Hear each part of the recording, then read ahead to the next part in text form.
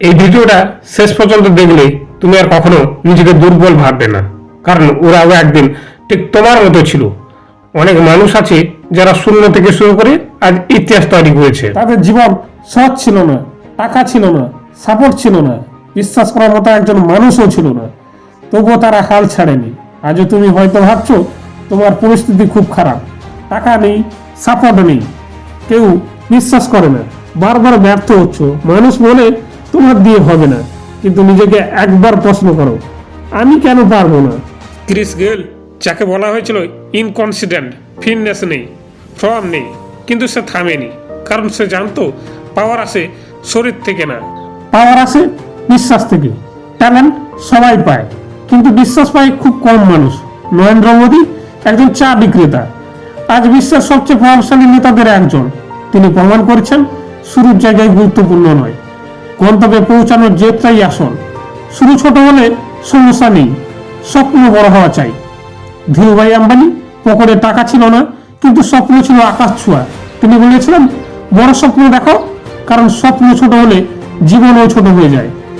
Mitchell Jordan school team থেকে বাদ পড়েছিলেন, বারবার হেরেছেন, কিন্তু তিনি থামেননি। তিনি বলেছিলেন, আমি বারবার ব্যর্থ হয়েছি বলেই আজ সফল। যে বারবার পড়ে সে একদিন উড়ে।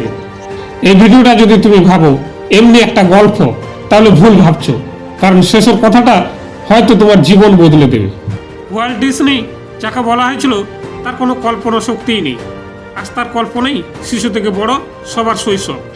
মার্ক জুকারবার্গ একটা ছোট আইডিয়া, একটা ছোট রুম থেকে আজ সারা পৃথিবী যুক্ত, কারণ তিনি চেষ্টা করা ছাড়েননি। থমাস এডিসন 1000 বার ব্যর্থ হয়েছেন, কিন্তু বলেননি আমি পারবো না। তিনি বলেছিলেন, আমি ব্যর্থ হইনি, আমি শিখেছি কোনগুলো কাজ করে না।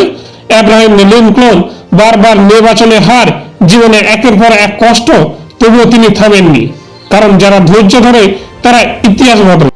স্টিভ জবস নিজের কোম্পানি থেকে বের করে দেওয়া হয়েছিল, কিন্তু তিনি ফিরে এসেছিলেন, কারণ নিজের উপর বিশ্বাস হারাননি। জেকে রোলিং একজন একা মা, পকেটে টাকা নেই, কিন্তু কলম ছাড়েননি। আস্থার গল্প পড়ে কোটি মানুষ।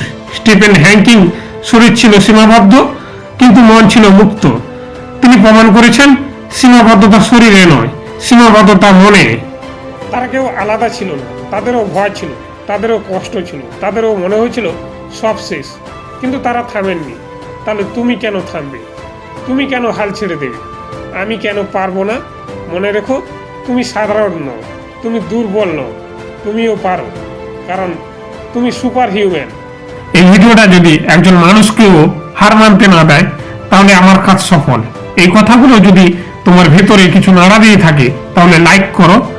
যদি তুমি বিশ্বাস করো তুমি পারবে, কমেন্ট করো আমি পারবো।